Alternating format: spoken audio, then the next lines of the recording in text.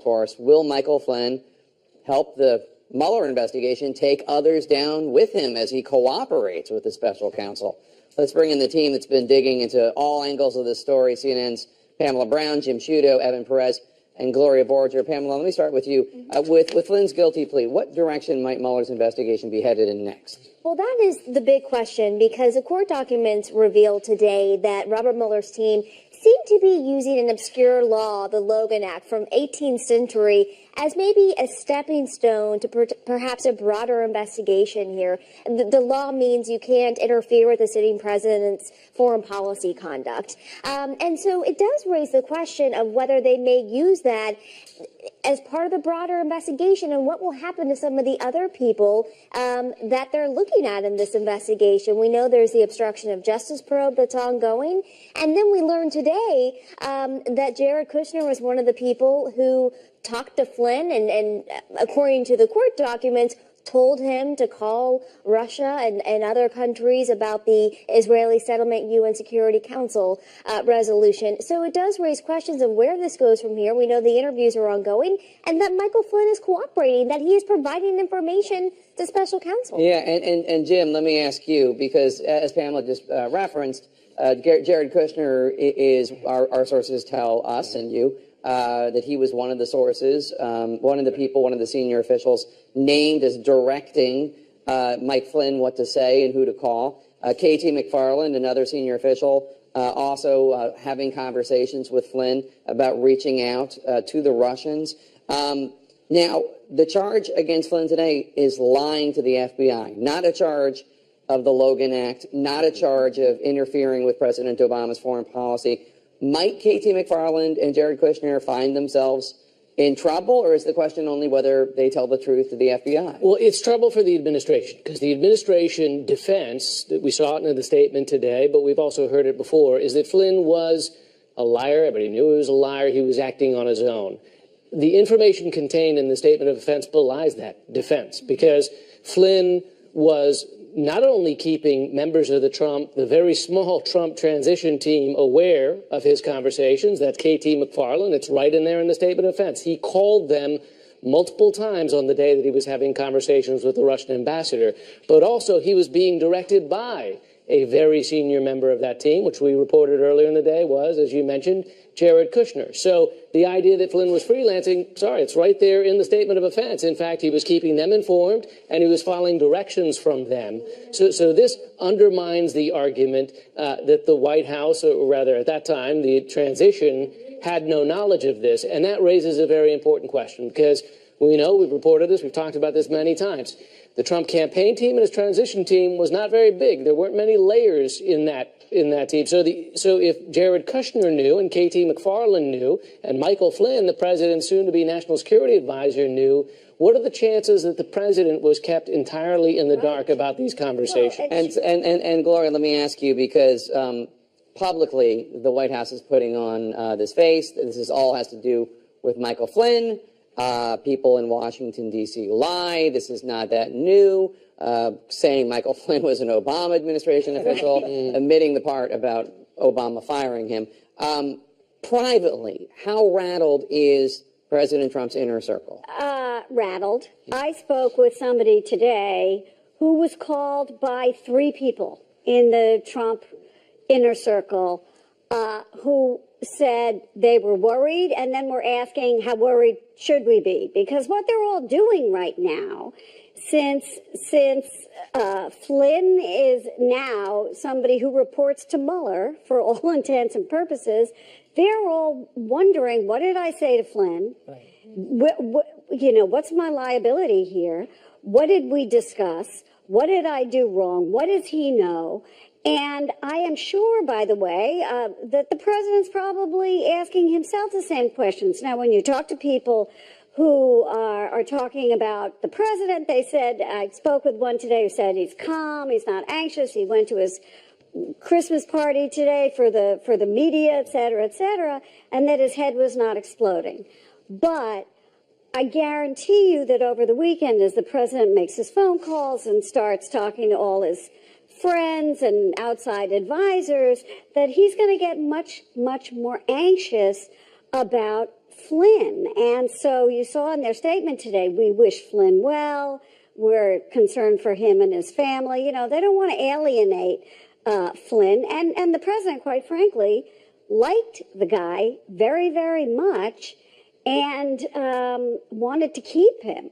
Yeah, and Evan, I mean, he's been very focused, the president, behind the scenes in trying to get people to drop the investigation into Flynn. Right, and look, repeatedly, not only with Jim Comey, but also, according to the New York Times, talking to GOP members on the Hill. But looking at what Gloria was just talking about and the anxiety, one of the things that I think they should be anxious about is reading this document, these 3 pages. It's clear Robert Mueller has set forth a version of the events that occurred in that period in December that he believes to be the truth.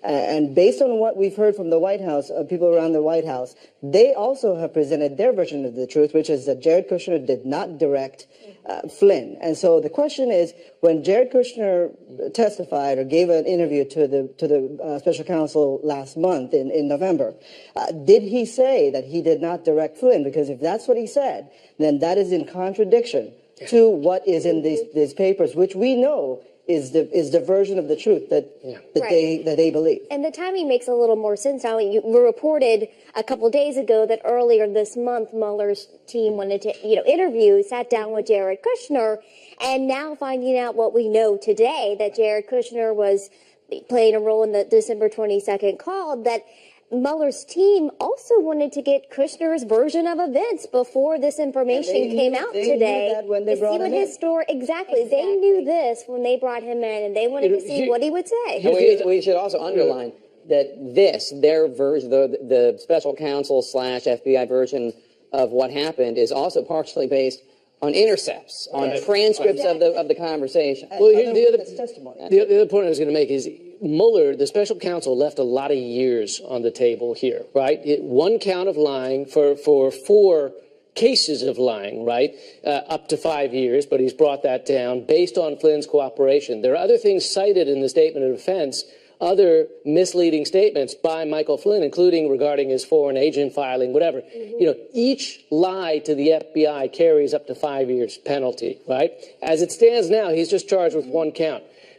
Robert Mueller had the goods to give many more counts. We know, for instance, that he also was not fully forthcoming on his SF-86, his security clearance form. And there are other things that he could have had the goods to. Registering as a foreign agent. Exactly. And an indication, I was speaking to Michael Zeldin about this a short time ago, it shows you the value of the kind of cooperation that Flynn is offering here based on the number of years that Mueller is not throwing on him right from the start. And to take those years off the table, Flynn would have to be offering something significant. So the question is, what does Mueller know that he's not saying? Yeah.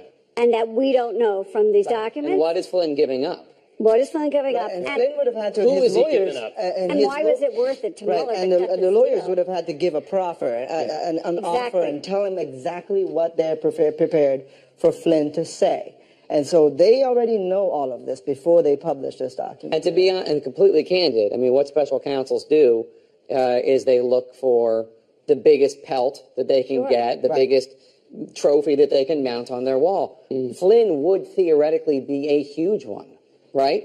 But he's not. Flip up. Yeah, but he's not taking it. He's not taking it. And so the question that we all are asking, obviously, is, you know, the old Watergate question: what did the president know, and when did he know it? And you know, during Iran-Contra, for example, they made the case. So Ronald Reagan was, you know, disengaged. He was a disengaged president, didn't know about it. You cannot make that case with Donald Trump.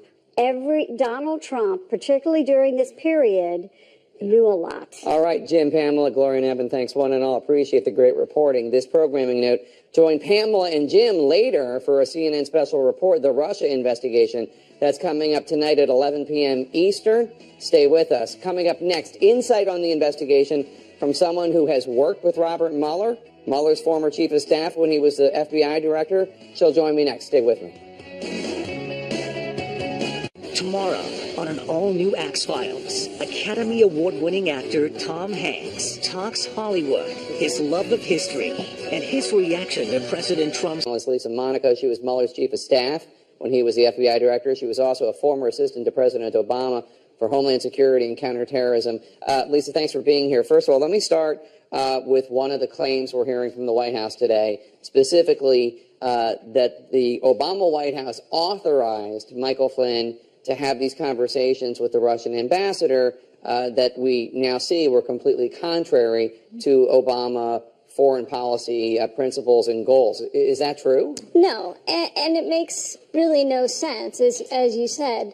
And it goes against the longstanding principle of having one president at a time. So you don't have an incoming transition official trying to undermine the existing and the sitting president's foreign policy.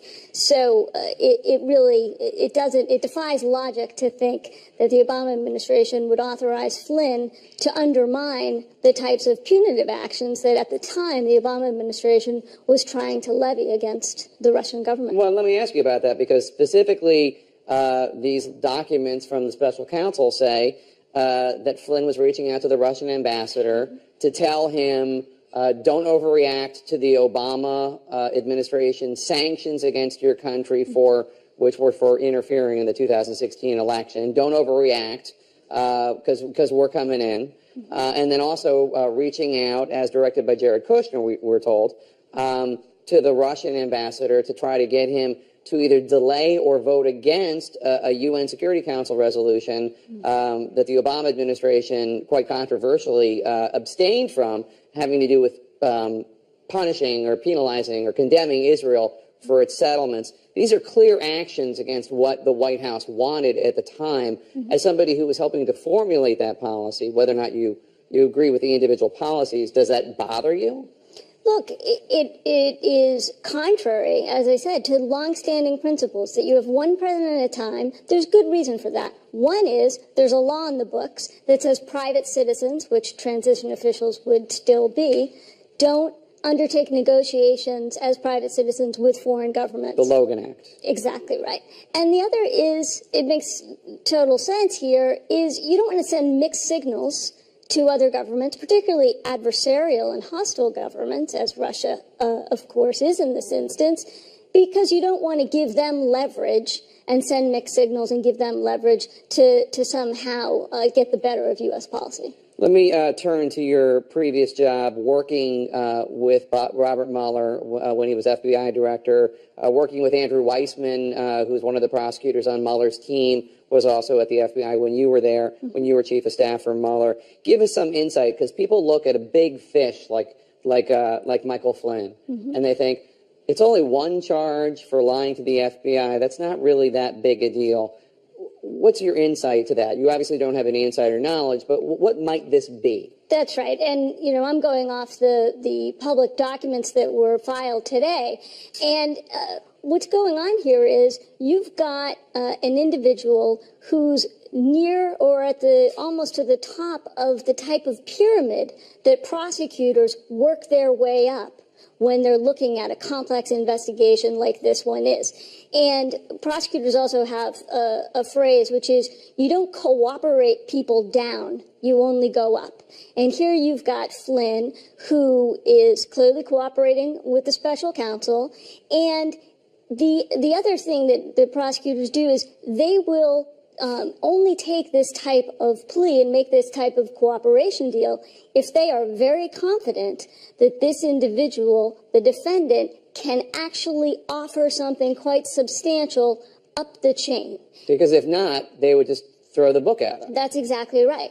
And here you've got insight from somebody who is a critical figure in the campaign, in the transition, and in the beginning days of the White House, of the Trump administration. So he can provide insight to a whole host of discussions and events going from the campaign to the early days of the White House, and he can be that tutor and that guide for the prosecutors as they're working their way up that pyramid. I want to ask you, I talked to a Republican former prosecutor earlier today, and this person told me that he thinks this plea deal means in exchange for Flynn's son not being charged, Michael Flynn Jr., and for him not being charged with more serious crimes, Flynn is expected to help Mueller with even bigger fish, as you said. And he said, as you mentioned earlier, to senior transition officials and very senior transition officials that Flynn had discussions with as he was conducting these calls with Ambassador Kislyak. And that is going to help the prosecutors formulate their next series of moves. And this leverage point that your source talked to you about is one that prosecutors use all the time. They've got this is a seriously strong hand that Mueller clearly is playing. Lisa Monaco, thank you so much. The former director of National Intelligence, James Clapper, will join me next.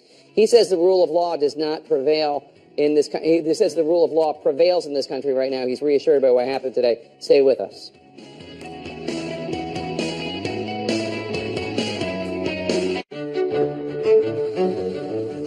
When food is good and clean and real, it's okay to crave.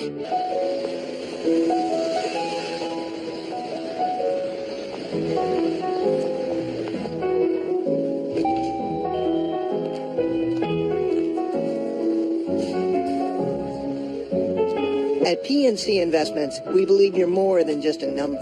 So we provide personal financial